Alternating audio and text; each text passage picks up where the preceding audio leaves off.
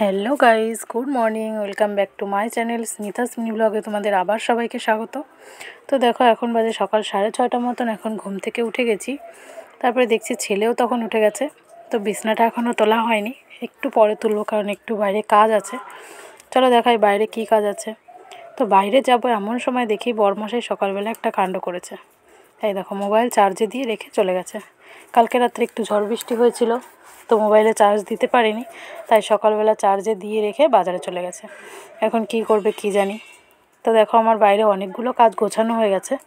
এদিকে দেখো, উনানে আমার উচ্ছে আর আলু ভাজা করতে দেওয়া রয়েছে, প্রায় হয়ে গেছে, এক্ষুনি নামিয়ে নিলেই হবে। চলো ওটা ওদিকে ভাজা হতে থাক, আর আমি তোমাদের দেখাই যে আমি আর কি কি রান্না করব।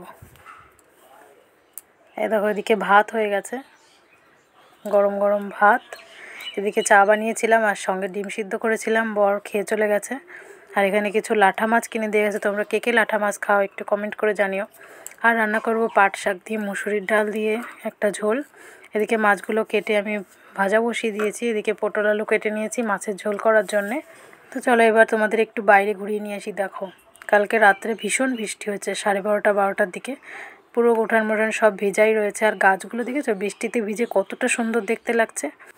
মনে হচ্ছে এতদিন গরমের পরে জল পেয়ে বৃষ্টি পেয়ে তারা যেন নতুন জীবন ফিরে পেয়েছে। চলো একটু রাস্তায়ও নিয়ে যাই। আমাদের রাস্তায় নতুন ট্যাপ লাইনের কাজ হয়েছে। দেখো রাস্তার কি অবস্থা, এই রাস্তা দিয়ে হাঁটাই যায় না। সাইকেল মোটরসাইকেল নিয়ে গেলে খুবই রিস্ক, অনেকেই অনেকবার পড়ে গেছে। তো চলো আমরা ঘরে যাই। তো চলো রাস্তা রাস্তা দেখে চলে আসলাম। এবার এদিকে রান্নার মতন হতে থাক, আমি ওদিকে ঘরে গিয়ে বিছানাটা তুলে রেখে আসি। নাহলে বরমশাই এসে আবার যদি দেখে বিছানা তোলা হয়নি, তাহলে আবার আরেক ঝামেলা। তো দেখো, বিছানাটা তুলে নিলাম। এদিকে দেখেছো জানলা দিয়ে কী রোদ্দুর উঠেছে। কে বলবে যে কালকে রাত্রে এত জোরে বৃষ্টি হয়েছে। তো বিছানাটা খুব সুন্দর করে গুছিয়ে নিলাম। আর এই জলের বোতল, এই গামছা, এগুলো বিছানায় থাকবেই, কিছু করার নেই। তো দেখো, তারপরে ছেলের জন্য অঙ্গনওয়াড়ি স্কুলে গেছিলাম, সেখান থেকে খিচুড়ি আর ডিম সিদ্ধ দিয়েছে, সেইটাই এনে ছেলেকে খাইয়ে দিচ্ছিলাম। এই খিচুড়িটা খেতে ভালোই লাগে। বাচ্চাদের জন্য ঝাল টাল ছাড়া রান্না করে, তো বাচ্চাদের জন্য খুবই ভালো। চলো দেখে নাও আমি আজকে কী কী রান্না করলাম। এখানে রান্না হয়েছে সাদা ভাত, পটল দিয়ে আলু দিয়ে লাঠা মাছের ঝোল, তরকারিটা কেমন লাগছে বলো। আর ডাল দিয়ে পাট শাক। এবছর পাট শাক অনেকবারই খেয়েছি, কিন্তু ডাল দিয়ে এই প্রথম রান্না করলাম। আর এখানে উচ্ছে আলু পেঁয়াজ দিয়ে ভাজা। গরমে উচ্ছে আলু পেঁয়াজ দিয়ে ভাজা আমার খুবই ভালো লাগে। তো এবার আমি এখানে 4-5টা বোতলে জল ভরে নিয়েছি, খাওয়ার সময় লাগবে। আর দেখো, ছেলে বসে বসে কী সব করছে, তাই একটু ভিডিও করে নিলাম। ও আবার ক্যামেরা দেখলে একদম চুপচাপ হয়ে যায়, বুঝতেই পারবে না যে এত দুষ্টু একটা ছেলে। খুব শান্ত হয়ে যায় ক্যামেরা দেখলে। তো দেখো, সকালে খাওয়া দাওয়ার পরে আমার এই কটা বাসন হয়েছে, এই কটা আমি এখন কল থেকে একটু ধুয়ে নিয়ে আসবো। বেশি বাসন হয়নি, 3জনে খেয়েছি, 3টে থালা। আর এই কেটলিতে করে এনেছিলাম বাচ্চার অঙ্গনওয়াড়ি স্কুল থেকে খিচুড়ি। ও বাবা, আমি ভাবলাম যে এই কটা বাসন মাজলেই বোধহয় হয়ে যাবে। এখন কলে এসে দেখছি আগের থেকে কতগুলো জমা করা রয়েছে।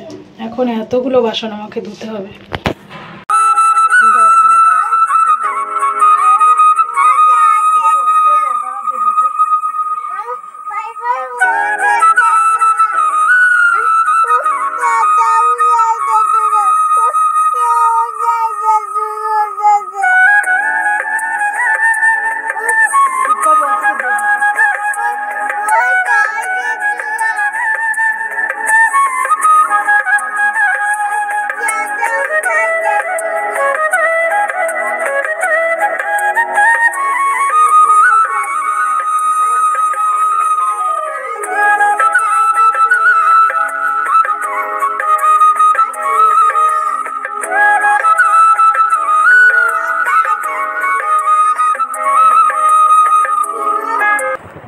তো চলো, সব কাজ সারা হয়ে গেছে, বাসন টাসন সব মেজে নিয়েছি, যা কাজ ছিল সবই করা হয়ে গেছে। এখন শুধু স্নান করে পুজো দিয়ে খাওয়া বাকি। তো ভাবছো আবার আমি কোথায় যাচ্ছি, চলো তোমাদের এক জায়গায় নিয়ে যাই, বাগানে।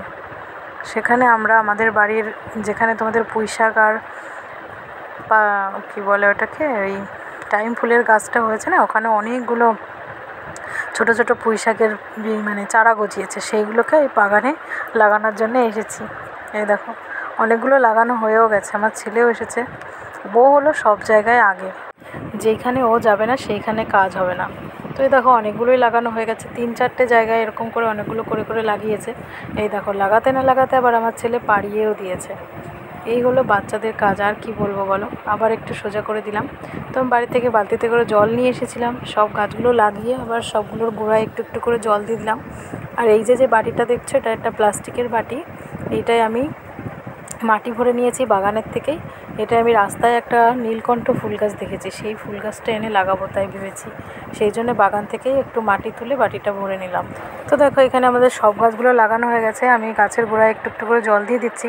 জল দিতে দিতে আবার জল কম পড়ে গেছে, তো আবার বাড়িতে আসলাম একটু জল নিতে।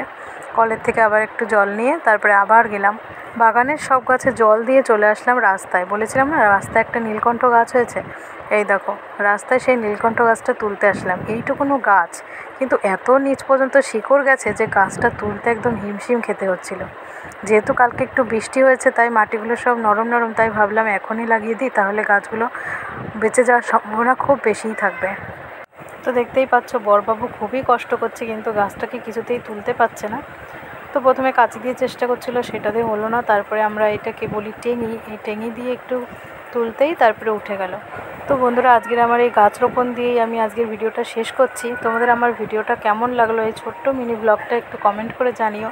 আর ভালো লাগলে সাবস্ক্রাইব করে পাশে থেকো। আজকের মতন আসছি, দেখা হবে নতুন কোনো ভিডিওতে। ততক্ষণের জন্য সবাই ভালো থেকো, টাটা বাই বাই।